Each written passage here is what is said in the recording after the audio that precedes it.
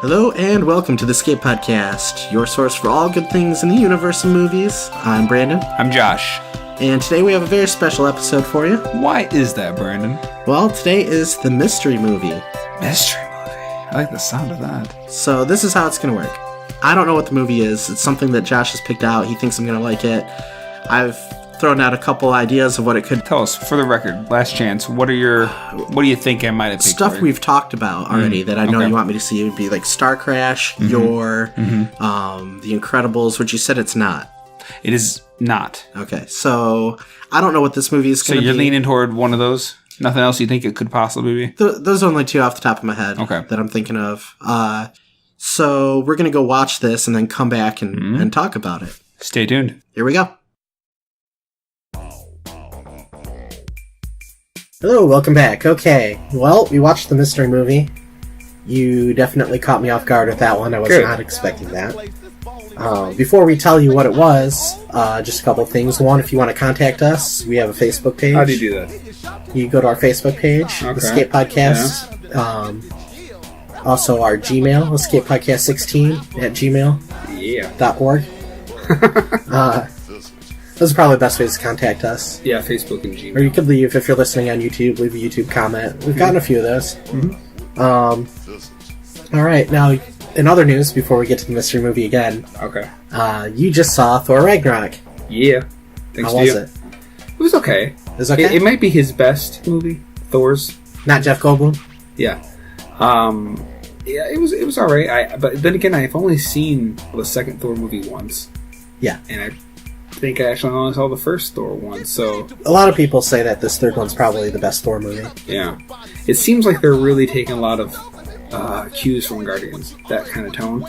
It did, and that's okay, because Thor is kind of an outer space thing anyway. They've been afraid to do that, is the thing.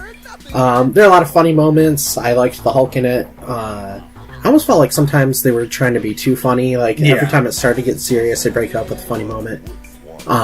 They have a bad habit of doing that in some of their movies sometimes. No, I agree.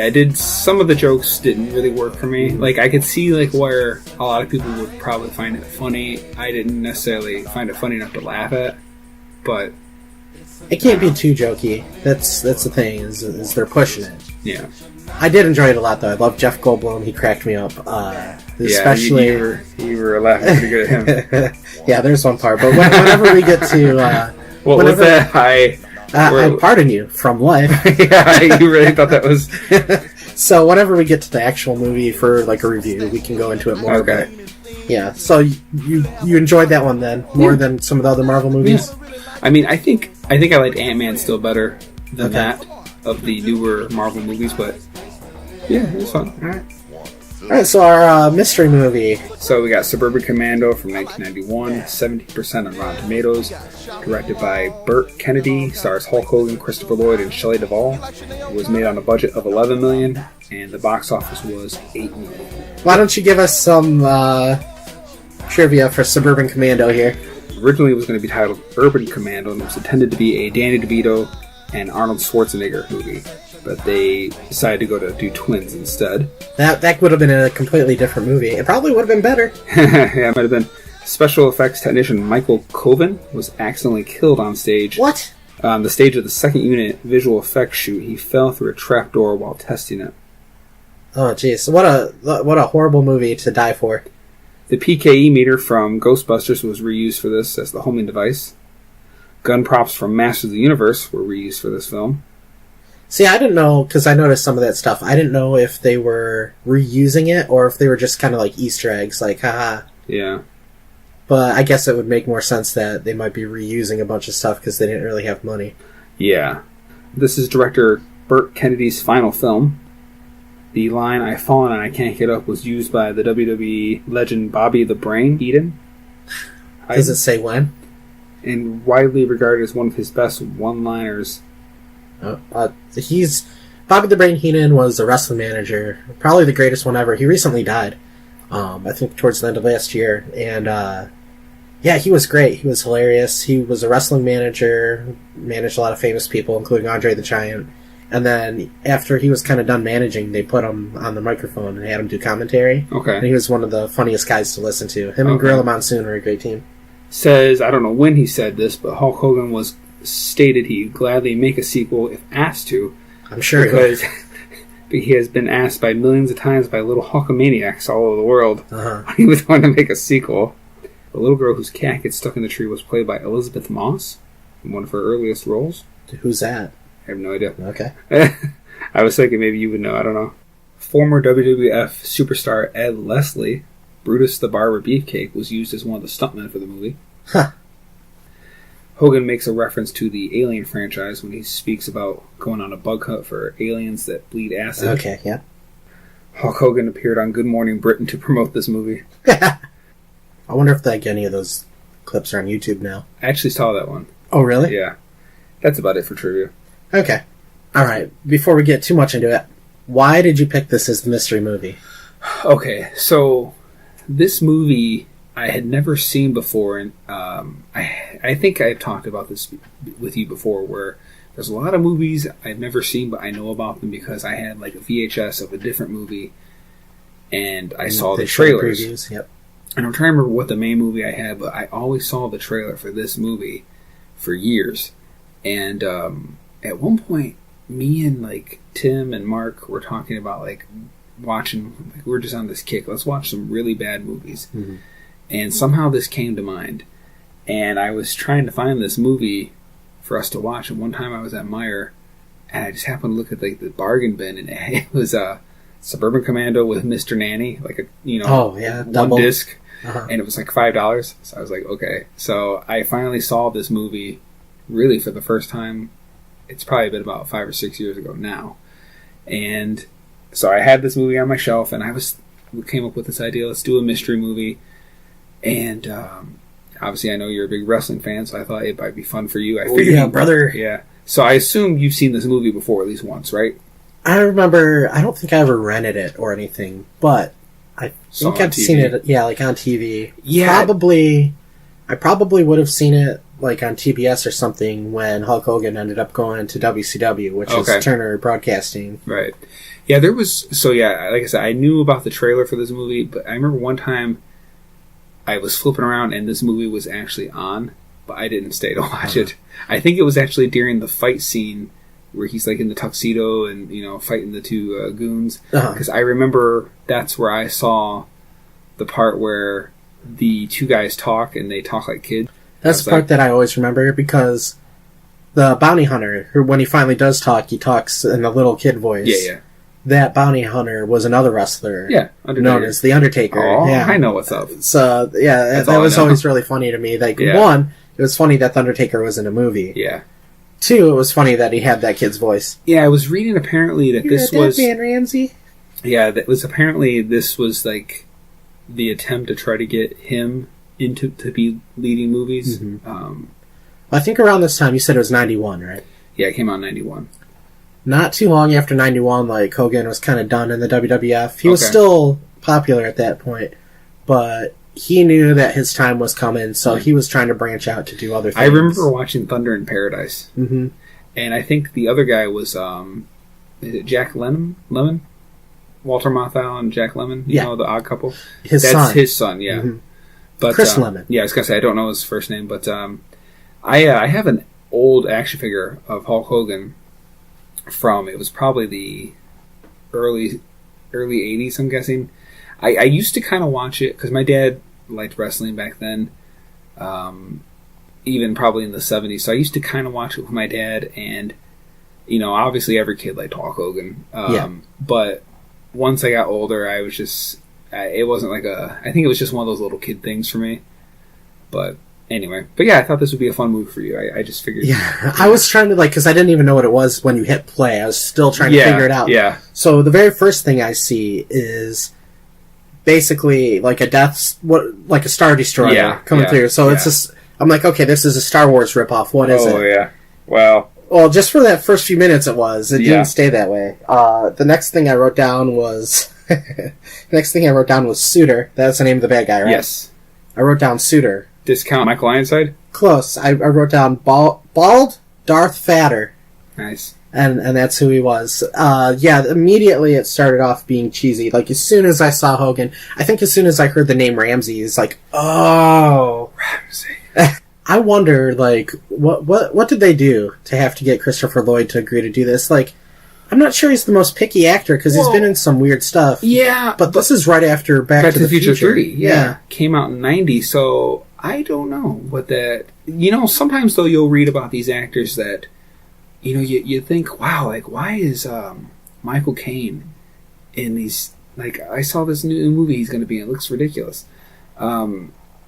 I don't know, maybe he just really wanted to meet Hulk Hogan, or maybe the script was way better than it came out. Well, sometimes, though, I'm reading where, like, basically they, like, either are trying to they're trying to get out of their contract, so to do so, like, I've read stories where certain actors will be like, fine, we'll let you out of the contract for this, but you have to do one more movie for us. Or maybe if you want to do this movie, you got to do that movie type of deal. Yeah, I'm trying to remember who it was and what movie, but it was some terrible movie that some actor originally agreed to, and then he changed his mind on. I think it was Edward Norton, but I'm trying to remember. And the Hulk? No. He had a lot of problems with the Hulk. Okay, but it was for... He ended up doing the movie... dang it, what's that movie with Charlize Theron? Charlize Theron and Donald Sutherland and Mark Wahlberg. I think Mos Def has a part in it. Seth Green has a part in it. The New Kids on the Block story. Dang it, no. You know what I'm talking about, right? I don't know. I have no idea. Whatever the movie was. It's going to bother me that I can't think of it. Anyway, he had to do the movie just to get out of his contract, I think they said. But they said he was like terrible to work with because he didn't want to be there. I've heard that on more than one occasion about him. So you said that was the first thing you noticed. The first thing I thought was funny was Suter claims that he's the 4 conquered worlds, and I was like, only 4? You only conquered 4 worlds? I just thought that was hilarious. Like in all of space, he's conquered 4 worlds. Exactly. He's trying to be like his distant cousin Darth, trying to live up to those standards. Yeah. I thought it was funny, all his henchmen either had face paint or ponytails. Is that mandatory? It almost seemed like a wrestling thing to do. Like, let's put these bad guys in the face paint and make them look more menacing or something, Well, and obviously Hulk Hogan is obviously not a good actor. What are you talking about? Okay. So, I know John has kind of got a little offended when I said this, but I said basically, wrestlers, in my opinion at least, you can disagree, they're kind of like glorified stuntmen.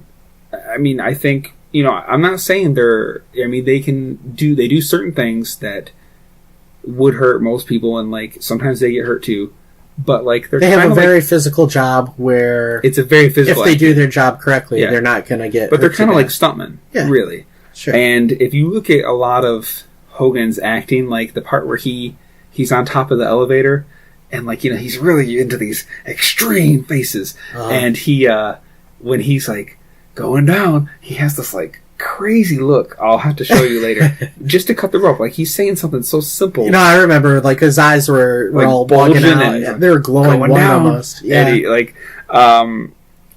lot of it, like, especially back in the day from when Hogan was first getting started, like, it wasn't on TV as much. And you really had to play up your facial expressions and stuff like that for the crowd. No, I'm saying that probably works fine for wrestling acting. But, well, that's what he's used to, is what I'm saying. I'm not knocking him on that. I'm just saying it's just funny to see that a wrestler try to act in a movie like that. Obviously... Sometimes it works, and sometimes they don't transition as well. Well, yeah. So, when the elevator's falling, don't it seem like would those guys have fallen up to the ceiling? Or do you think that was it was slow enough to... Like, remember when he cuts the cord? So they stayed on the floor is what you're asking about? Yeah, they stayed on the floor. Do you think, if that was real, would they go to the ceiling? I think you'd at least float. Yeah, I just thought it was kind of funny they didn't. Because you got to figure the elevator cart is falling faster than the human would. Well, actually, things fall at the same distance, or same speed, don't they? I don't know. I believe next time I get to the Empire State Building, I'll jump off with a penny. Just have the elevator, have the elevator fall. Do you notice when he gets up there, he throws a couple guys around, and there's a glass case full of skulls. Okay. And I guess it was just to make him look like, I'm assuming he he goes to some world, and the leader of that world he killed, and he has that guy's skull to like say like, "Ha, I got the leader of this whole world skull in my glass case." But they didn't really do much with it. It's just he throws a guy into it, and you just see a bunch of skulls in a glass case. Like those were his trophies. Okay, it's kind of an interesting touch. Like it's a nice touch, I guess, but they didn't. I think it would have been better if the suitor said to the president of whatever world he was about to conquer, like, I'll take pleasure in having your skull in my collection, and maybe they panned over and you see like all these. Okay, I know. No, you have a point, because the writing in this movie is so weird. It's like it was made. This movie really doesn't know what it wants to be. At certain points, you can see where it could have been good. And then at other points, you see where like they're trying to cater to kids and like make it like a cartoon. Yes, but whoever did it didn't seem like they knew really either. Like, example, what would a kid think is funny? Oh, if he fell off a skateboard, it's not funny. And the guy, he gets slammed into the wall, and it literally looks like when the coyote would. Yes, yeah. But then you have Shelley Duvall dressing sexy and trying to seduce her husband. And then Hulk Hogan like swearing and stuff. The swearing, but then you had when they had an attempted rape, and basically, obviously, Christopher Lloyd was she's like, "Oh, you saved my life. I'll do anything at all." And he's like, his little that secretary. The secretary too, but like the woman that Christopher Lloyd saved. And I'm kind of jumping ahead. Yeah. She's like, you saved my life. I'll do anything to repay you. And then his. Yeah, okay. I actually wrote that down as a note. Is beeping. That's okay. Doing good is reward enough. Like, let me so basically, like it's kind of all over the place, and obviously it's kind of it's maybe a little too asking a lot of us to. I'm going through my notes. You could probably hear it. Okay, to nitpick on this movie, But yeah, like it's like you rescue that girl. She's like, "I'll do anything." She's all over him, and then like the crotch piece on the armor beeping starts and lighting up like an alarm. Boner alert. Yes, it is. So yeah, the movie was very weird and all over the place, and I guess that wouldn't be too weird for a movie from 1991, because you got to think other things that were coming out too. Like, wasn't the Mario Brothers movie coming out, and like that thing was a big mess. That's one we'll eventually. I have only seen that movie one time. I've never seen it. I've seen pieces of it. Don't.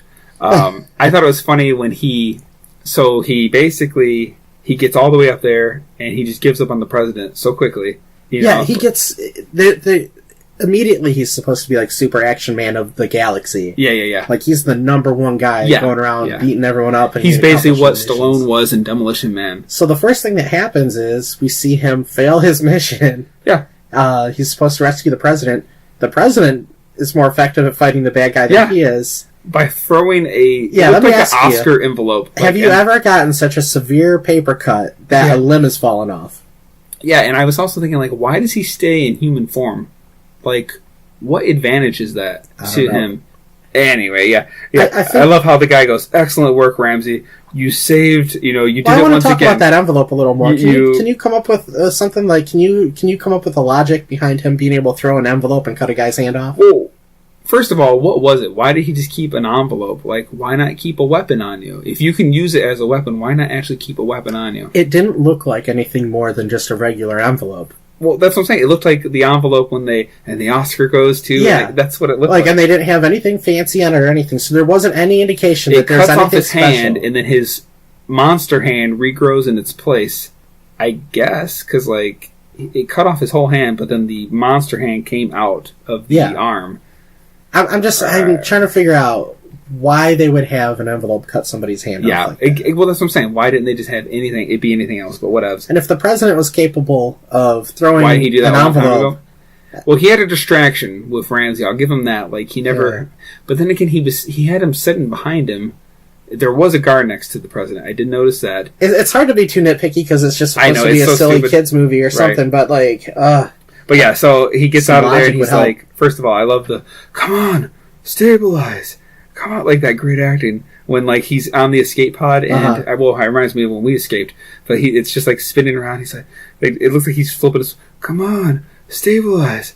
Come on." Oh, it just. Unfortunately for him, his escape pod wasn't filled with movies like ours. Yes. And then he gets in there, and the guy is all, excellent work, Ramsey. You saved the universe again. Too bad the president died. And any other hostages that might have been on that ship, I don't know. So he sends him on vacation for 6 weeks. Well, okay, wait. So let's talk about, why does he have to go on vacation? Because he's getting sloppy. Well, supposedly it was to recharge his power cells. But what's funny to me is he gets mad and he slams his fist on the console. And he breaks it, and that's causing his communication with whoever that guy is to flicker. And that's when he says, like, oh, you need to land and recharge. But it didn't seem like the recharging was the issue. It seemed like the fact that he smashed his console. Well, I think maybe when he said recharge, like, he didn't necessarily mean the ship. Well, maybe he did. But when he did, remember, he had to get a converter. He yanked those cords, those wires. He said something that made me feel like, okay, like, you're still accomplishing your missions, but you're getting sloppy. You need to take a little break. Well, he basically told him that there's nothing else to do. And he kept it saying, well, what about this? What about this? What about that? And he's like, no, why don't you try relax? And then he smashed his fist on the console. Okay. And he goes, well, you need to recharge your power cells, because when he lands, he actually yanks 2 cords, and he goes, where did I put that converter? And then later when he checks on his ship, the actual ship computer says, only 13% charged. You are stuck here, which I thought was funny. The computer actually said, you are stuck here. Yes. There were parts about this movie that really made me laugh, like genuinely laugh. Yeah. And that was one of them. You are stuck here. Yeah. I think it's funny that he hates Earthlings, but, I mean, everyone in the movie looks like a human. He looks like a human. Suitor did. The president did. All the Suitor's goons. Like, everyone basically is human. It's just funny that he hates humans so much. I guess it's just on our crazy behaviors. Maybe he meant specifically Earthlings. Right, and I thought it was funny that he had been there before, or apparently maybe not been here before, but like he knew enough about us to know how much he hates us.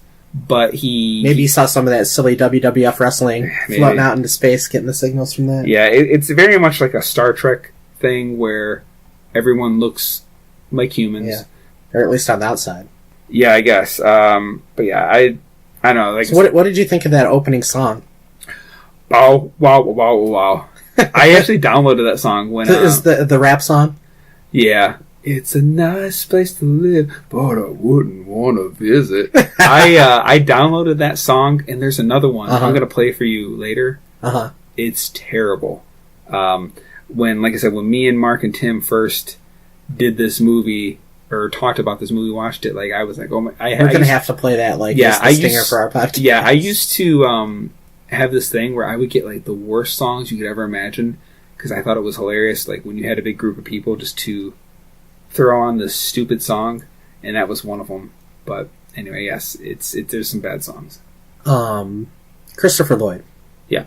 I didn't get like when he was trying to beat that red light, or I guess it was to show it's a running gag that doesn't really do anything. So he stops because it turns yellow. There's no way he's going to make it. He stops, but everybody else in traffic. And it's like every day he tries, but to me it was already enough to see that he's letting his boss push him around, that he's not asking for the raise he deserves. So you think it was a way just to show he follows the rules? I think it was another way to show that he is a pushover, that he doesn't have enough gumption to stand up for himself and that sort of thing. And that's kind of like his arc through the movie, is getting some backbone. Dr. Pepper break. Suburban Commando is brought to you by the delicious flavor of Diet Dr. Pepper. Oh, yeah. But yeah, I think it's just this way of showing like a little arc for him, I guess. I could have done without it, because I think you get it enough by everything. What I thought was funny is he's an architect, but he had like a tinker garage, like everything in his garage. He looked like a mad scientist. He looked like Doc Brown. I actually wrote a comment like on his spare time he's creating this time machine. But yeah, I mean, I guess in both ways everyone you're has a hobby. Creating something. Yeah, I mean, there's lots of people though that have hobbies that maybe have nothing to do with their profession. How do you think it would have been better had he had like little gadgets laying around or something? Or no, that might have been more ridiculous. I guess it kind of helped us to understand like why maybe he was able to operate some of the stuff from Shep's ship. Sure. Speaking of his ship, I thought it was hilarious that he flies it in daytime, just crashes it into this abandoned, it was like roller skate rink, nobody seen or heard the ship flying, and just like he literally. It was a disco. Okay, I thought it was like a roller skating rink, and it just drops because I thought it said something like there was a sign that said like Tuesday night skate or something. Oh, probably But I love that song. I don't know the name of it. Yeah, but it's a great song. Christopher Lloyd, his boss. I recognize his boss. Yes, I've seen him in other things, but I don't know the guy's name. Okay. I couldn't place him. I knew I had seen him from other things. I thought it was hilarious how he had to look up personal information about his employees in the computer. Yeah, that was kind of funny. There's a few jokes that were kind of funny. I've seen that joke before. There's a movie called Heavyweights with... You've talked about it, yeah? Yeah, with Ben Stiller in it, and one of the things he does is he has, like... He's running a fat camp, and he has all these, like, flashcards with the kids. Each kid and, like, their personal information. And then also... Christmas Vacation, he didn't know anything about his employees. Yeah. What's his name? Bill Murray's brother. Oh, yeah, I know who you're talking about. Brian Doyle Murray. Okay. Yes. So, speaking of some of the jokes, one of the jokes that didn't, to me, could have been funnier, it's the part where he's pacing around in the hallway, and he's, like, basically practicing what he wants to say to his boss. Like, you know, I deserve this raise, I'm the one that does this and that. And then, but you see he's clearly not talking to the boss, and then they show that the secretary is the one hearing his little pep talk for himself. To me, it might have been funnier if they showed it from a point of view, like, straight on, like he's telling his boss, like, I deserve this raise. I busted my butt. I did this. I did that. I meet all these deadlines, blah, blah, blah, blah, blah. And then you pan out and see, he didn't even work up there's little things where it seems like had they just thought about it more or done it in a more creative way, it would have paid off more. Sure. One of the things that I thought about was he had another running gag with that mime.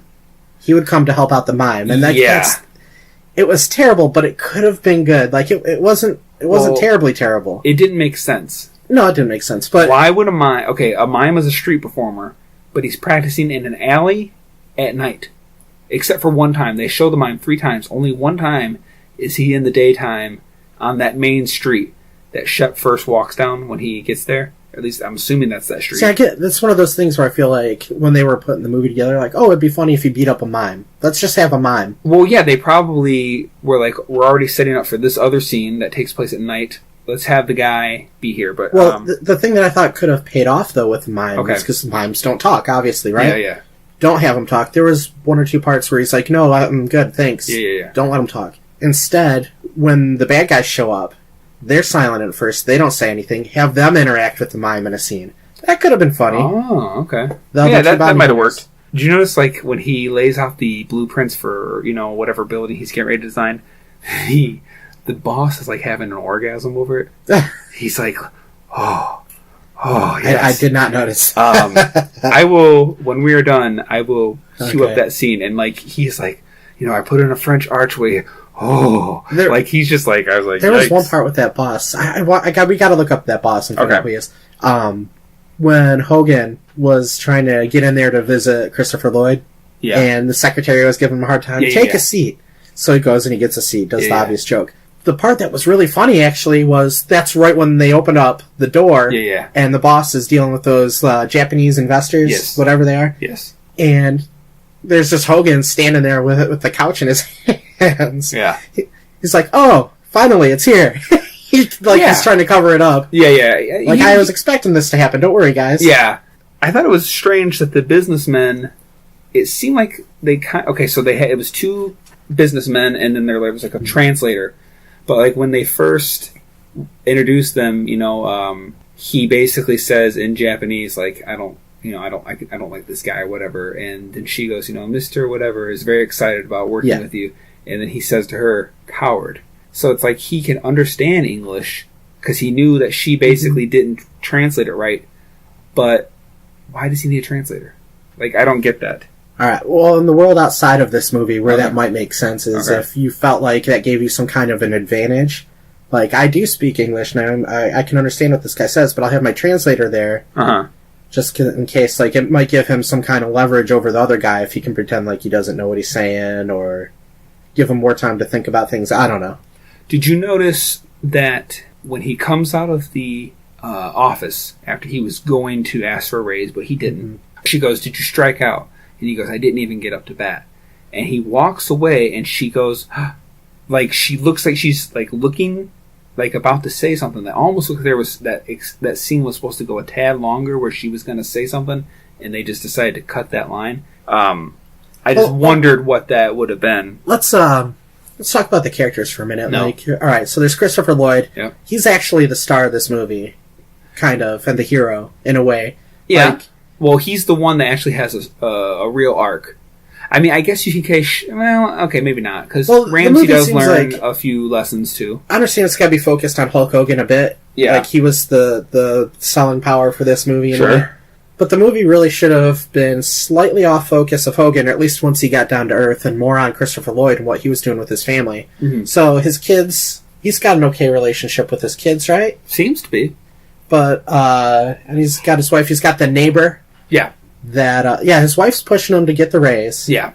But he's having a hard time doing it. We've already talked about that. Yep. He's got the neighbors that live next door. With all their, like, hot rods and drag they look like very portly motorcycle guys, but for whatever reason they have, like, speedsters. Like, not like even a hot rod, but the kind you would see at a drag race. Yeah. The really thin ones with the big tires. Well, there was a few. There was those kind, and then there was some other ones that looked more like...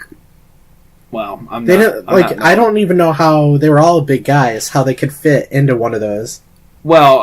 and who drives those down the road? Well, no, I doubt they drive them. They probably, like, kind of like... I assumed that like his people buddies... that go to, like, the local, speedway or something. Uh-huh. Like, maybe I assumed like his buddies were coming over and they were working on him, but still... Well, that might have been his crew. It seems so odd. Well, I'm saying, like, it's kind of like when John worked for his pastor's...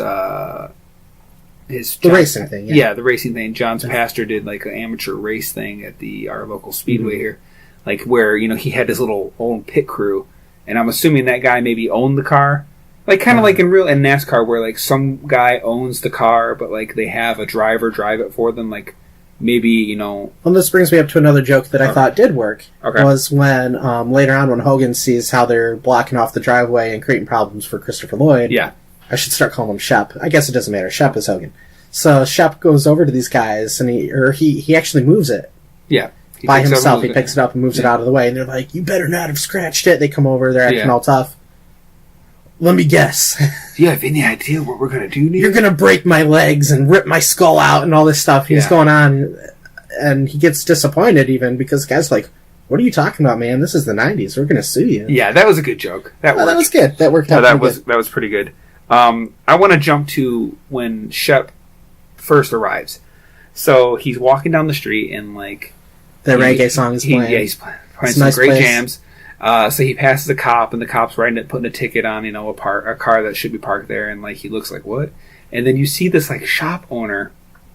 He's, like, yelling at Hogan just for walking by, as if, like, he's actually looking at him, and as Hogan keeps passing, he's got, like, holding a broom or something, like, get out of here, like, almost like, get out of here, you kids, like, but he's yelling at this guy, at Hogan while he walks by, like, why? Like, he was paranoid of him or something, like, it was just weird. You didn't notice that? No.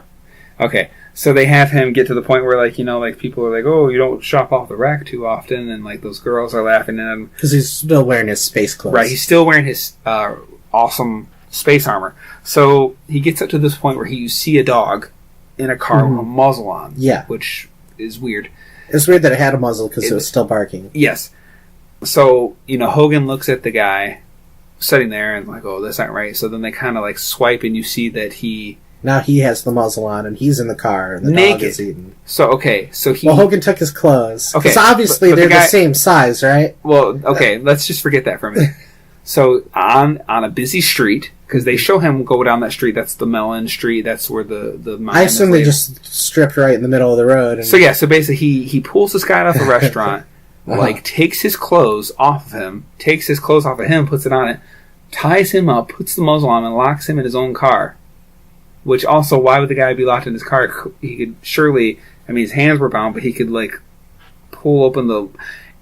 Point being, there was a cop, like, 15 steps down the road, and he did all this in broad daylight, and nobody seemed to care. Yeah, I thought that was It was a ridiculous joke, and then he...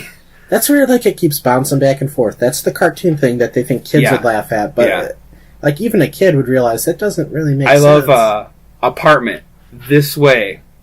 Yeah, he sees the sign that Like- says room for rent or whatever. Yeah. It's funny because It doesn't Christopher have an Lloyd- address. It's just an arrow pointing that way. Christopher Lloyd goes to work, and while he's at work, like, we just saw him in his garage working on all this stuff. It's filled with junk.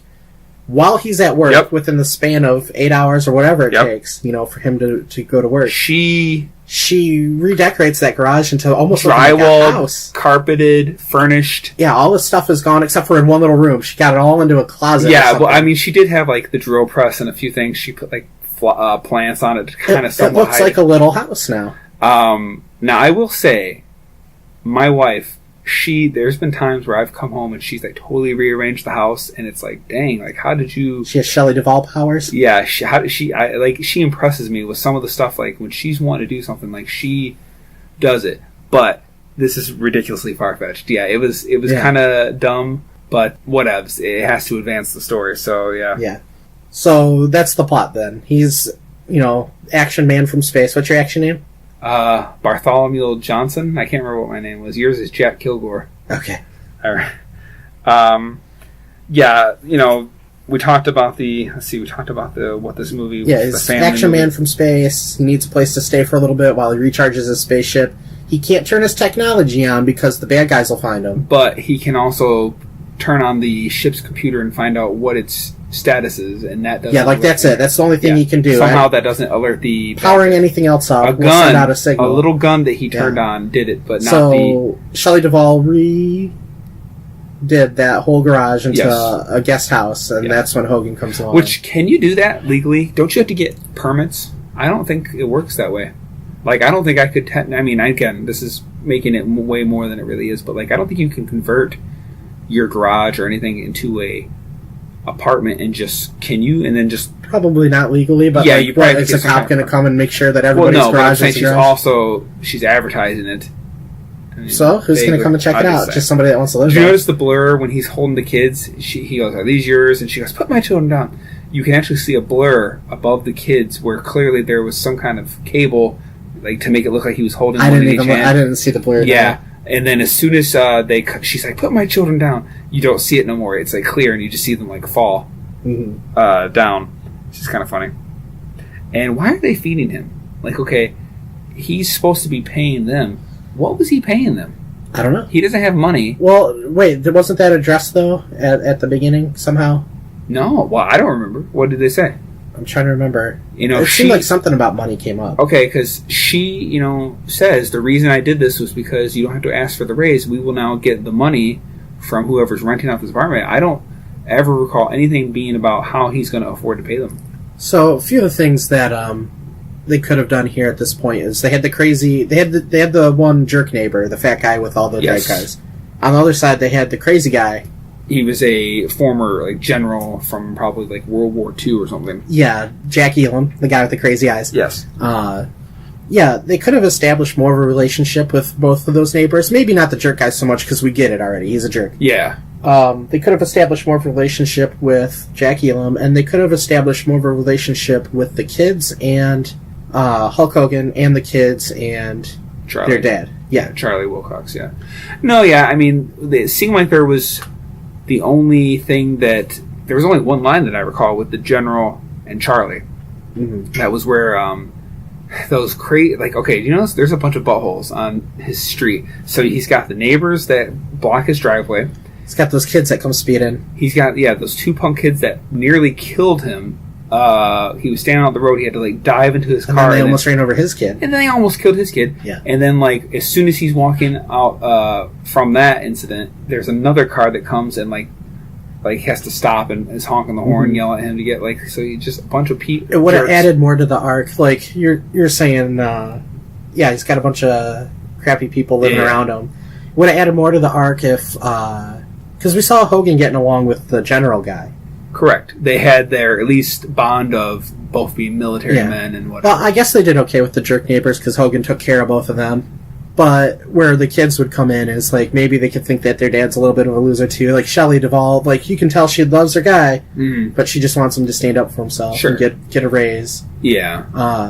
But maybe they think their dad's a loser. Then here comes Hulk Hogan. Hulk Hogan is like, oh, look at this big strong guy, superhero. Right. And then they kind of do it, but not strong enough, I don't No. think, in the movie, to where they get to the point where now Charlie is the superhero. No, Christopher yeah, Lloyd. because basically he goes back to save Ramsey in the end. So Yeah. I thought it was funny. He pulls the trigger on a very obvious gun, Yeah. and what I really thought was actually kind of a funny thing was the barrel of the gun was perfectly square. So they show where it shot through a lampshade in the wall, and It was perfectly square. Was a perfectly square laser bullet. I thought about that too. Like, why would you shoot a weapon in right, exactly. inside? Even if you didn't like, you're like, wow, this is a crazy looking gun. You know, it's a gun. But what I did think was a funny, like little thing was it went through right through his wall of his garage, and it blew up one of the cars of his jerk neighbors, which was just funny that basically they were buttholes to him, and even though he wasn't trying to. He inadvertently kind of got a little revenge on them because he blew... But they didn't do anything with that. You think the next day they should have had it be like where the guy's screaming about, who blew up my car? Or, who did this to my car? Or have him come outside and start crying or something. Something just to be like, ha ha ha, like, he keeps his mouth shut, but like, I did that Remember too. this car conversation when we eventually get to the Big Lebowski. Okay. So Hogan's from France, huh? Is that where all aliens come from? Well, that's what's funny too. Is like, how did he know to say France? I don't know. The Coneheads knew it. Yeah. So he's sitting in a lawn chair in Charlie's backyard, and he's holding like the drill press and like a bandsaw, and he's like lifting with them. But like, okay, he's a big guy on his own, and he's holding two big power tools. I was like, there's no way that little lawn chair would hold all that weight. Like, it would just, We gotta find out who made it. It's like the little bands, like, that, it was just funny. Made out of vibranium. I guess so. Vibranium, lined with Here's another adamantium. thing that they could have paid off, too, is had Hogan have more of a relationship also with Shelley Duvall, because they have that scene where she starts screaming, right? Yeah, and to he get out comes your running in emotions. to save her, and it turns out she's watching like this crazy talk show, like an Oprah-style talk show, yeah. where they're saying you should scream to let out your frustrations and stuff. Yes. And she's all crying and into it. She's like super emotional about it, and he's just trying to figure out what's going on. They should have, by the end of the movie, shown him watching it with her, and then both screaming or both like wiping tears away and stuff. It's something. Oh, yeah. He's like letting out his emotions. Yeah. So like we talked about, the crazy punk kids coming around the corner, they almost killed Charlie. Then later they're going, his kid's skateboarding down the street, and coming up behind the kid is the punk teenagers. And like you'd think they would see him. They kind of show a little bit like they were a little distracted. Yeah. But Hogan like swoops in, he like dives, and he saves that kid. He chases them, and he knocks, like he flips over their car, and he rips the door off, and he pulls the one guy out, and he's about to like beat the crap out of him. Yeah. But I think it was funny, like when they reward him with a piece of cake, or the cake, and she's like, "We just want to thank you for saving our son Mark." Like, as if it almost reminds me of when like a movie wants you to like remember. Yeah, like when people would say, "Hey, Brandon, I really thought this was great," because like to remind you who was who or something. I just thought it was funny. That's how I took it as. I don't know. Yeah, like I almost never say your name. You. Yes. Yeah. Did you notice? I think it was actually the music while he was like running to get those guys. It almost sounded like a slight rip off of the Superman theme.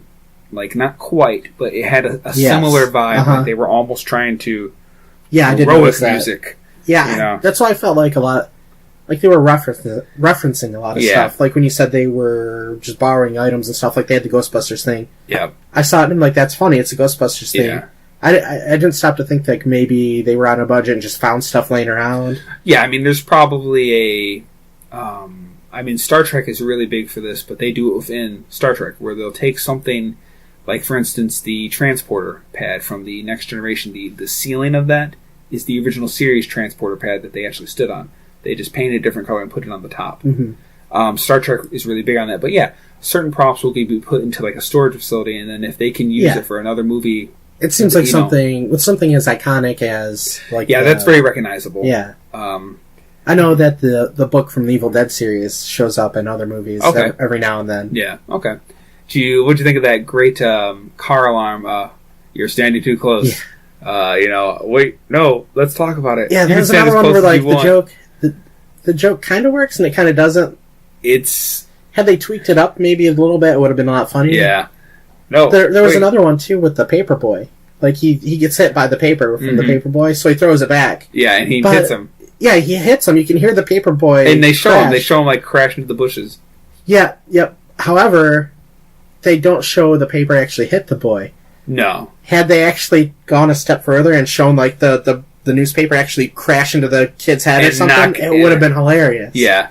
But like, since they didn't show that, like, it kind of misses the cue a little. In Elf, remember where they're having that snowball fight, and there's, like, the last kid that got away, and he takes a snowball, and, like, you see it just... Does it hit him right in the face? It hits the guy in the back, and he falls over. Uh-huh. It was just pretty funny that he made that shot, but... yeah, just something as simple as showing the paper hit the kid would have, like, provided the extra thing you needed to get that laugh. Yeah. So when that woman gets mugged with her, like, he's trying to steal her purse... Yes.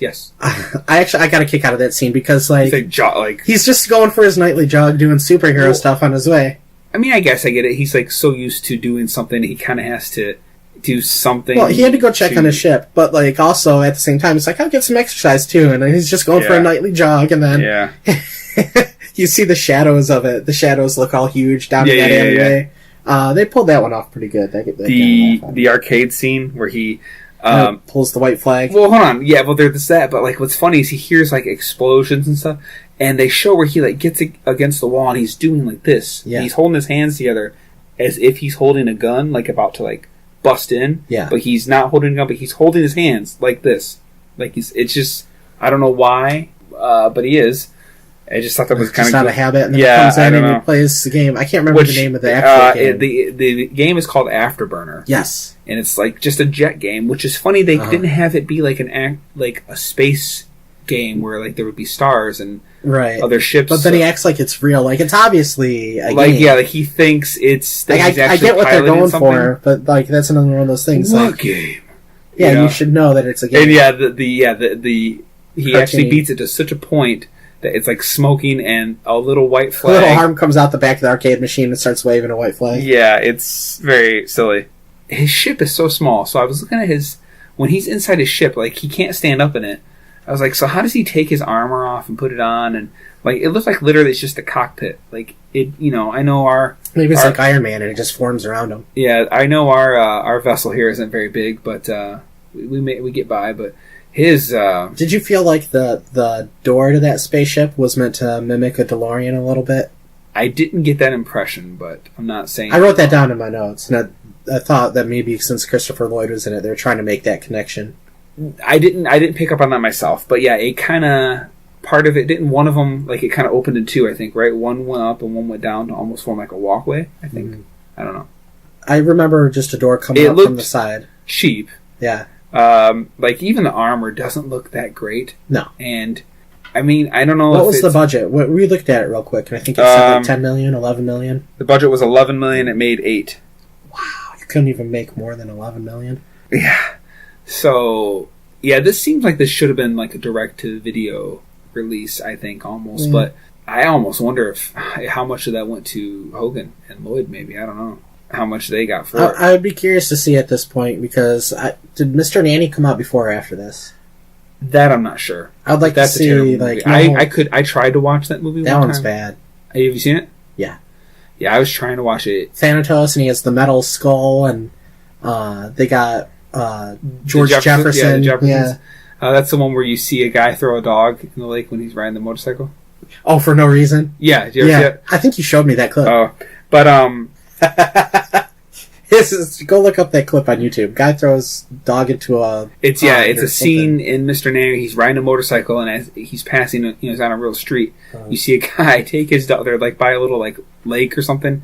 Some guy just takes his dog and hurls it into the lake, and you can see it in the background. We should do a comparison of like budgets to what they made like for certain guys, like Hogan's movies and all that stuff. Lloyd's trying on the gloves and different parts, and like when they showed it at close up, like I was like, man, that looks so cheap. Like that almost looks like something I could make. It didn't look so bad when he was first invading the ship, which by the way I love. Did you notice? Is it just me? But like they're showing like they did a cool thing, I guess, in a way where like Ramsey, and they show like all these, him walking down the hallway, and they're just showing his boots at first, and you see, guys falling over behind him, like he's just like slaughtering people in his wake, and then like they show the next scene, it's like his legs, and like he's walking, and then they finally get up to his arm, like his chest and arms, and it looks like he's like going boom, boom, boom, like he's just like going like one arm out, one arm out, one arm out. It was, but anyway, it didn't look too bad then. But when they show like the close up when Christopher Lloyd's like trying it on, it was kind of looked really cheap. But I thought it was funny like how like I got the impression like Lloyd was doing his best to make it sound like muscle enhancers, and like and he's like amazing, X-ray glasses, and all the stuff, like trying to make it seem more interesting or better than what it really, was. He's a really good actor. I don't think he gets appreciated enough. No, I like Christopher Lloyd. I didn't think he was the greatest in Star Trek 3, but... You think maybe he didn't grasp the concept of a Klingon? Well, they were still kind of working on Klingons at that point. True. I could talk about some of that, but we probably already talked about that. And go back and listen to our Star Trek 3 episode. It's probably not available on Podomatic anymore, but it is on YouTube. Correct. There's like little continuity areas I could kind of nitpick, like they show the part where he's sleeping, it's kind of daytime, and he hears like, birds and stuff, and he's not wearing his little vest that he's been wearing the whole movie, but then when he busts out his little apartment door to like, quiet! I thought that was funny, actually. He's wearing the vest. As a person... But the funny part was when everything gets quiet except you hear a little cricket, and he goes, I said quiet, and then the cricket stops. That was funny. For me, like, that part cracked me up, not only because, it's kind of funny, but as a person who works midnights and tries to sleep during the day, I can totally identify with that. There's so many times where I've screamed at birds. And it just happens. You get lawnmowers and cars and kids and dogs. Yep. It's annoying. I thought it was funny. It was clearly, there was this also little running gag with the little girl whose cat is stuck in the tree. Yeah. And I love the very obvious a guy just going, meow. Meow, meow. It's just terrible. And when she was grabbing a hold of the branch and he let it go, and it was a dummy flying through the air. That was pretty good. Also, the scene where in the bank where everybody's frozen, the two poodles, that lady's poodles, were so clearly stuffed animals. Like, it was just ridiculous. And they did this close up of them, and I was like, why? Because, like, you can see, like, I don't know how they managed to get people to set that still. Like, you can see a few people kind of shaking a little bit, just a little bit, but still, all in all, like I was pretty impressed with how well all those people were able to do it. But so here with that scene, the two guys that Christopher Lloyd saved that woman from, they found the technology that Christopher Lloyd had dropped. They figured out how to use the freeze ray. So they walk into a bank. And they slowly start freezing everybody one by one, and nobody can do anything to stop them because it didn't look like it could hit everybody at once. That's a good point. So everybody just stood there. I could see if maybe they, let's say, got a guard first, and the one guy got the guard's gun, and he's like basically, everybody freeze. And then while he's doing that, the other guy is like freezing people. But what's interesting is like, you ever see movies where you think like, wow, like if you could do this, why would you do that? Like if you had the ability to do this, why not do it? Like, you know what I mean? Like is there an example in this movie that you're getting to? No, it's an example I've loved to use for Star Trek Generations, but where are you going? We haven't got to that point yet. Okay. Basically making logical choices with the abilities you have. Like if you have the ability to do something in a certain way, and then I'm not explaining it very well. No, I have no idea where you're going with this. In movies a lot, you'll see a point where somebody has the ability to do something, but instead of doing it in the way that makes the most sense, they won't. Okay, yeah. Or they don't take advantage of their circumstances. Like, hey, if you had this fell into your lap, why wouldn't you run with it? And these guys do. They find a freeze gun, and what's the perfect thing to do? They rob a bank. Okay, I see what you're saying. Basically, they take advantage of this thing they found. Yeah. Instead of just like getting a few purses, let's get a bank. This brings me to another point. This little town that they're living in, it kind of switches from scene to scene, from being like a super nice, like almost out of the 50s type of neighborhood, between being like Pleasantville, and then at night it turns into Gotham. It just every now and then they'll show like the super seedy part of town. It doesn't even seem like it should exist in this city because it's so clean and nice, and everybody's like walking up and down the street.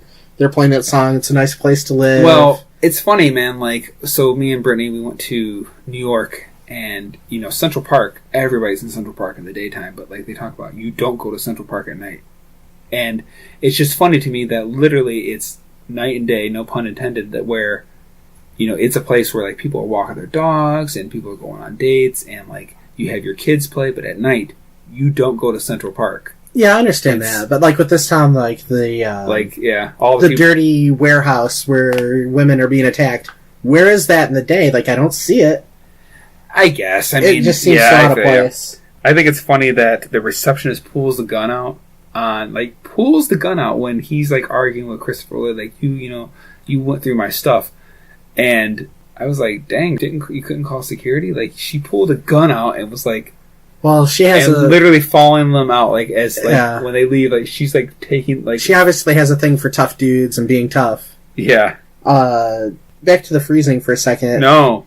One of the jokes that cracked me up, not because it was funny or clever even, just because of how stupid it was they try and freeze Hulk Hogan, and they show he's like guzzling it.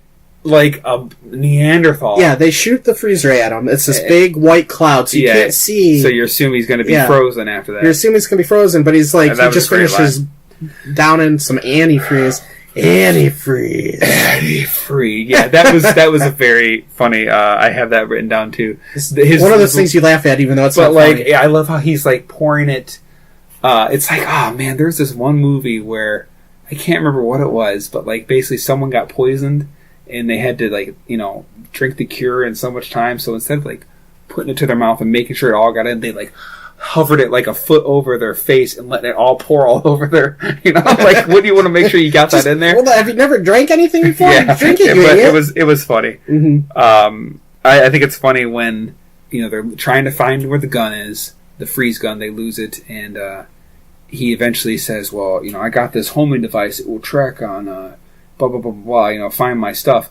Why didn't we use that in the first place? That's what Christopher Lloyd says. He's like, just shut up. And I was like, yeah, that's actually a really... I love that part because, like, one, I was thinking that already. Like, if you had that from the beginning, why didn't you just use it? And then instead of him just giving us some weird explanation, why he's like, just shut up. Yeah. And then, so Charlie gets frozen, uh-huh. and the bounty hunters come in. So he was frozen today. Yeah. So he leaves with them, and I thought it was ridiculous. He leans him up against his spaceship, waiting for him to thaw. Which I thought, did he say 30 minutes? Right, you'd be frozen for 30 minutes. I think it was. And wake up with a bad headache. But then when it seemed like it was like hours that he was frozen. Like I got the vibe that, I mean, I don't know. It just seemed like he was frozen for a lot longer than that. But regardless, he couldn't lay him down. Like he leaned him against something so that when he thawed out, like he fell. I guess it just looked funnier, but. It was kind of stupid. I thought it was kind of neat the way he thawed out a little bit, like the way he just started slowly being able to move. Well, yeah, I get that. I'm just saying if this was real, like you... Oh, yeah, you would have sat him down. You would have laid your friend down, yeah. And they have like that conversation that I thought was pretty good, where he's going on about him being an alien Rambo with psycho enemies, and he almost... Wasn't Christopher Lloyd saying he was jealous of Shep a little bit? I don't recall that. I think he seemed more like fascinated to me. Yeah. I didn't get the vibe. Well, they get to the point where... Maybe he took some... Maybe he was a little just jealous that he... They get to the point where Hogan's saying, you've got everything, Charlie. You've got a family, you've got kids. Yeah, it's like they were trying to... You've got a house. You're the real superhero. I guess. Yeah. Like, I think they were trying to do that where basically Charlie wants to have the spine to do the things that he... not be a doormat and let people walk over him. He wants to be like Shep, where Shep just does what he has to do. Yes, okay. And maybe where Ramsey's thinking, like, it would be nice to kind of, like, settle down, take it easy. So, like, maybe, but they didn't quite go very much into it. But, like, that whole grass is always greener thing. Like, the movie could have been good had they just trimmed the fat and stuck to certain points. Well, you want to go to Surf and Burger? That was good. I liked that. But why did they go there? They go there, they don't talk, so they don't order anything. I don't know why Somehow the guy at the intercom sees them, and then they just shoot the intercom and drive away. Yeah. It was supposed to just be a funny gag. And it was. But it also made no sense. No, not at all. How they end up, oh, you're a cute couple. You just got married. Yeah. Yeah, that was pretty funny. But yeah, it served no purpose. Like, I was wondering why, too. They went through a drive-thru? Yeah. When the bounty hunters finally catch up with Shep and Christopher Lloyd, Charlie, Hogan's fighting them. Shep is fighting them. Yeah. He manages to take both of them out, but he has, I think, the Undertaker. He activates his takes boots. out the other guy first. Yes. That guy gets crushed by the elevator. And then he activates the Undertaker's boots, which send him going up through floor after floor. Yeah. How many floors did he go through? Because it seemed like he went about 13 of them. I know, but he got stopped through by a toilet. Yeah, and what was funny, because we knew that they were already towards the top floor anyway, because that's where Christopher Lloyd's boss was. Well, yeah. And by the way, I called it too right at the beginning of the movie. I was like, yeah, those crystals are Yeah, gonna I come remember into you play. saying that. Yeah. I thought it was funny because when they showed them show up to this fancy party, they're both wearing tuxedos, it kind of almost reminded me of Die Hard a little bit. Yeah, at the beginning where, basically he's the fish out of water, he's going to this, really fancy office party, and he's like, doesn't fit in. It just almost reminded, and even like certain parts where, Bruce Willis is fighting, his first terrorist. Mm-hmm. They're not terrorists though. Well, yeah. Now I got a machine gun, ho, ho, ho. Mm-hmm. But, like, it kind of almost seemed like they were like, we need a good action scene. So they watched Die Hard for some references. But what I thought was funny is you had two wrestlers fighting. I didn't think that fight scene was all that great with them. Like, I just thought, like, okay, we put two wrestlers together. Let's have something cool. And it just didn't seem all that great to me. They had them both land on a cart with wheels. His rocket boots go off, and he's spinning around, and then he flies into the wall. Like, it just wasn't very good fight scenes. No, you said you haven't watched They Live, or you had, but it's I have. At least once. Yeah. Because they have that famous fight scene. Oh, that's like 20 minutes? Yeah, it's like a 10-minute fight scene between Roddy Piper and Keith David, I think his name is. Yes, I believe it is. And he actually does some wrestling moves in it. It's like the Star Trek The Motion Picture inspecting the ship of fights. Speaking of Star Trek, did Shep actually refer to his weapons on his ship as photon torpedoes? Or he did that with the video game, yeah. He said, use your phasers. Phasers and your torpedoes. Yeah, they get their own words. That was pretty funny. So yeah, like before the bounty hunters show up, they're bagging the crystals, and which again doesn't make sense because before that they fried. It was where he was trying to charge his ship with the cables at the roller rink or whatever discotheque, and it blows like a big circuit board. But then again, he's trying to get the crystals to recharge it. So that's twice now in this movie where he's damaged something, but he's acting like recharging it is going to fix it. You know what I mean? Yeah. Do you remember that part where like literally he's like, it's going to blow, and like he like pulls Christopher Lloyd down, and it like the circuit board blows up, and then he's like, oh great, like what am I going to do now? And then he's like, well, I need these crystals. Crystals, you said? And I'm like, okay, yeah, get the crystals. So what? It's not going to fix the two things you broke on your ship. It seemed like they couldn't figure out how to have his issue with his ship be. Like they didn't figure it out well. But I thought it was funny. They go up to get those crystals, and then the secretary lady pulls out the gun again. I was like, dang, she just like packs the heat all the time. Yeah. And what was she following them? Like she was like, something suspicious about this, so I'm going to follow them upstairs. While we're doing this, you should look up, like Google, and like look at the writer and who the writer was and what else he's written. Okay. No. I noticed that the bad guy, what's his name again? Suter, yes. Discount Michael Ironside. When Darth Vader shows up and he's in human form again. Which, how did he survive? I don't know, but he takes Charlie and his family hostage. So he's got Christopher Lloyd and his family hostage. Yeah. While Hulk Hogan is in his ship. Nothing about that makes sense. Well, if you have a hostage... Okay, go ahead. Let's say I take you hostage and the person that I'm worried about is in front of me, right? I'm going to have you between me and them. I'm going to be standing behind you. Correct. With a weapon pointed at you or something. Yeah. All of his hostages were like well behind him, and he's standing in front of the ship that has weapons on it. Yeah. Just out in the open by himself. What do you think that the monster looked like? The monster version of Suter? Like a cross between the creature from the Black Lagoon and the Predator. Yeah. It didn't really look that good. It was probably the best effect in this movie, but compared to other monsters, it was, like this. It's hard to complain about the suit because it wasn't terrible. It just didn't look good, like the way the actor moved around in it. Well, he just Yeah, he had his hands up. He like instead of fighting anyone, he just like rah with both his hands up. And it was that voice actor. I cannot stand that voice. He's been in like 1,000 things. Who is that? Is that Frank Welker? I don't know his name, but I feel like maybe he was Claw from Inspector Gadget. And just a bunch of the cartoons from when we were kids. And just that voice is so horrible sounding. Kind of jumping a little backwards. The music during the fight scene of Undertaker and Hogan was especially bad. It just seemed like almost like... Cause, you got to get... No.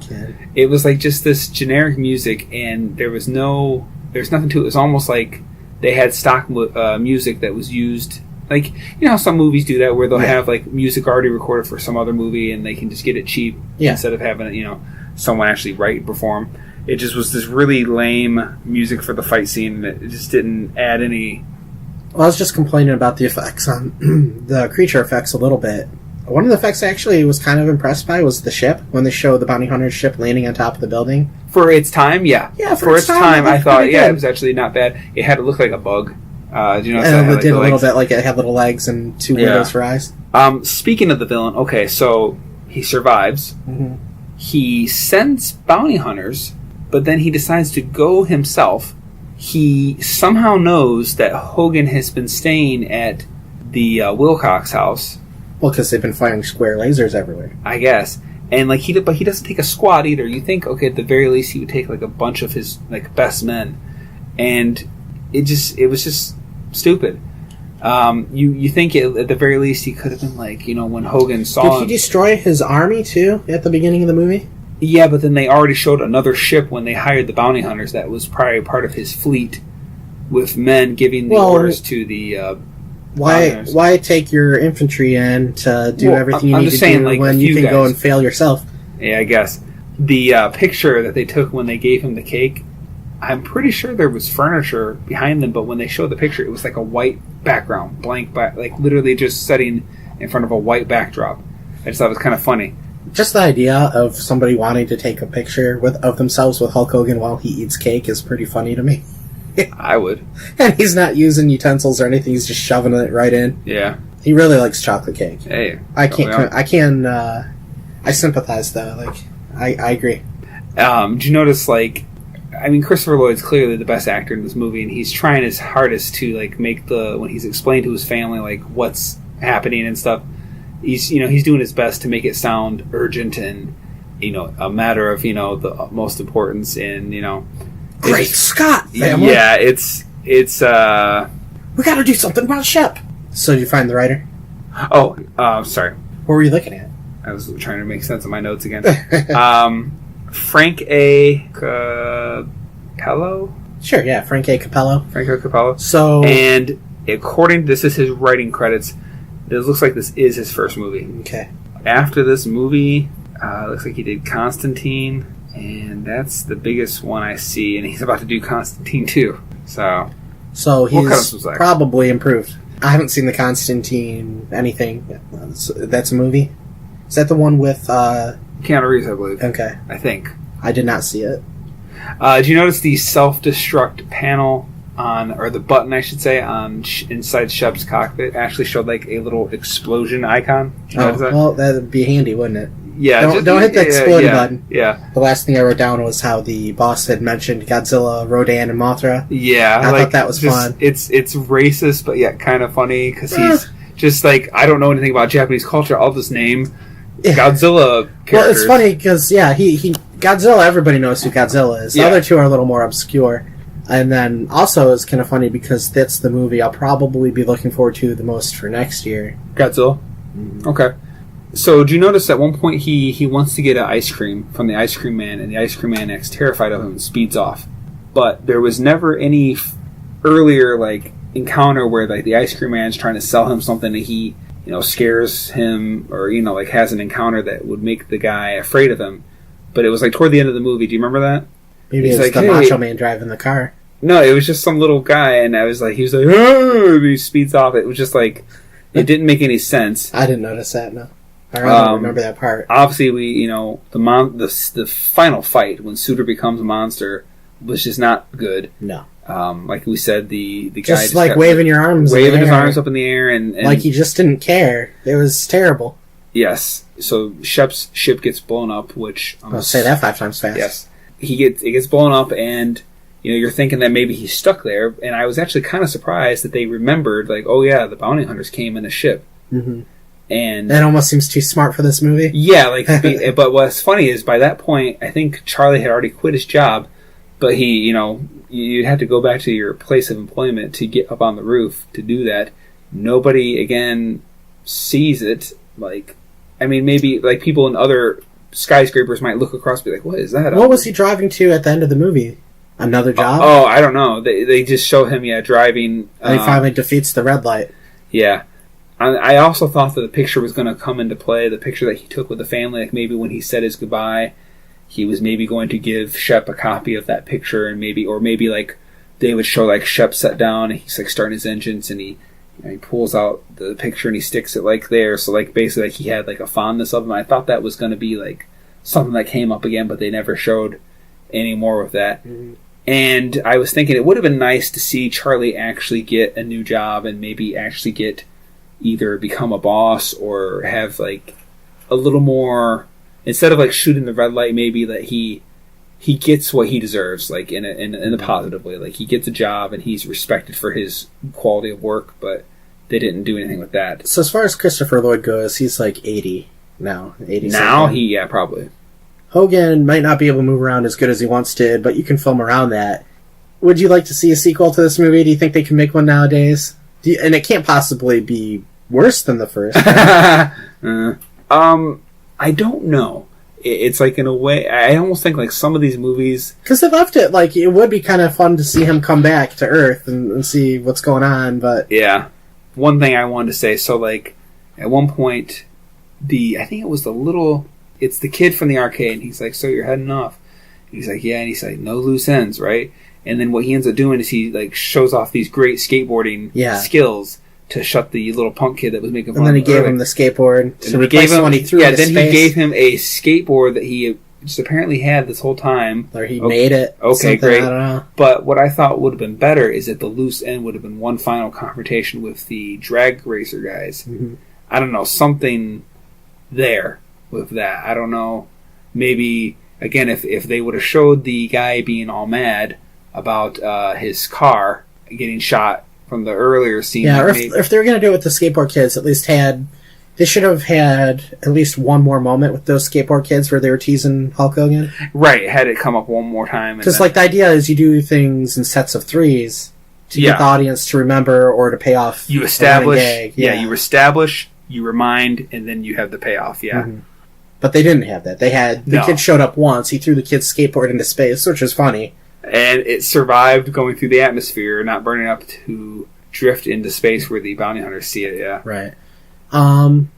Yeah, the movie could have totally been way better. Do you have a lot more notes? No, I'm ready for final thoughts, actually. The movie could have been a lot better. Hogan isn't the greatest actor, but he's sufficient. He's good enough to where he can be in the movie and his name can be on the marquee. But I think, like I had said, had they concentrated more on Christopher Lloyd and had Hogan be kind of like the catalyst for making Christopher Lloyd better, which they did, but they didn't really focus on it. Yeah, it's a little sloppy, like we said. It doesn't know if it wants to be a kid's movie, if it wants to be an adult movie, or... And they do the cartoony jokes that aren't even funny for kids. And frankly, I thought Undertaker's the bounty hunter, which I don't know if they gave them names, he crashes into a wall that makes the outline of a person's shape. I felt like he wouldn't be dead. Like, I thought when Suter came into the house, I almost thought they should have had him still alive, like maybe holding like a gun to the kids or the mom, the wife, like holding them hostage. You think you wanted to see more of the bounty hunters? Well, I just felt like he didn't seem like he would die. A more finalized end to them. Yeah. Yeah. But there were parts that made me laugh pretty hard. Like there were parts that were funny, parts that fell flat. I can enjoy it as a bad movie. Oh yeah, it's one of those movies that it's so bad it's good. Kinda. It's like it's terrible movie, enjoyably terrible. But yeah, it's a fun movie to watch. I don't know what I would rate it really. It's a hard rate because it's like in terms of an actual movie, I would rate it like, a Z. But, that's right, Z. But as far as the fun I had with it, and it's just fun to think about and try to make it make sense, but then you feel like an idiot for trying to make something that's so stupid make sense. It was actually kind of a fun movie to watch. So it's an enigma. What do you give it? Oh, G. A through F, go. Dang it. You can't pick G. Shut up. I said Z. What do I honestly give this movie? I mean, I'll give it I think this is generous. I will give it a C just because it was fun.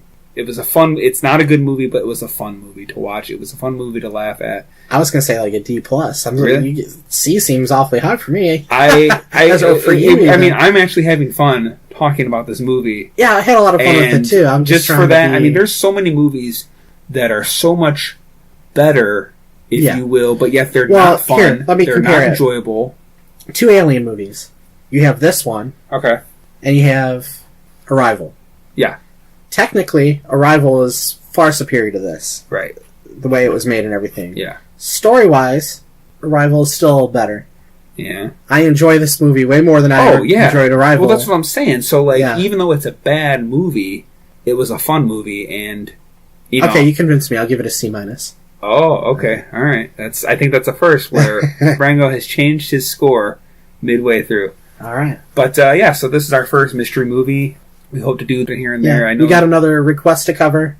Yeah, The Shape of Water, which is one I was really... We were both interested in I was wanting to see it in the first place. I think it comes out on video either this week or next week. Okay, so maybe we can squeeze it in sometime soon. So next time, when we do the next mystery movie, Brandon will pick one that I don't know what it's going to be until I sit down and watch it. So that would be fun. I've plotted against you. I'm scared. So yeah, I think that's about it. Check our Facebook to see who's the grand winner of our Holy Sock. So yeah, check us out on YouTube, iTunes, Podomatic, Facebook. Like us, love us, leave us. As long as you subscribe, we don't. Hey, give us a rate and a review. That would be great. We can rate you back in return. Yeah. All right. Well, I think that's it. Yeah, it's time to get moving off this mystery planet. All right. Well, thanks for stopping by. This has been the Escape Podcast. Good night, good day, good afternoon, wherever you are. Bye.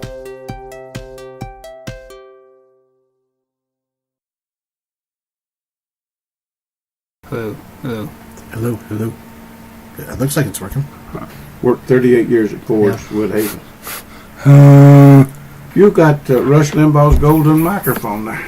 Say something. I just need to get some paint. Hello. Test. 1, 2, checka on the microphone Rekka. Say something. Talk to me. Tell me what you did today. I woke up. Yeah. Got out of bed. Okay. Dragged a comb across my head. Huh. Went downstairs to have a cup. They were cones! I can do that. That'll work. Okay. Oh, well, okay, that didn't work.